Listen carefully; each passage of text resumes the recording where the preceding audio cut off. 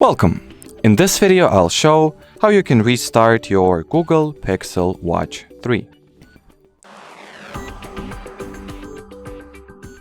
So if you would like to reboot your Pixel Watch, you will need to first wake it up, then once it is, awake, click and hold the crown button to open the power off menu, and now simply tap restart.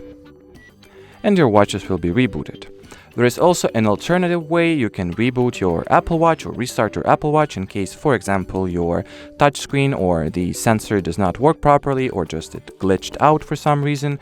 The force reboot involves simultaneously pressing and holding both crown and side buttons and then keep them held for at least 15 to 20 seconds. I know it sounds real long, but that's what you should do in case you would like to force reboot your Google Watch.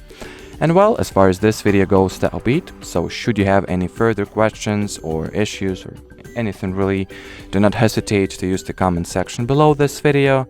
But as for now, thanks for watching and bye bye.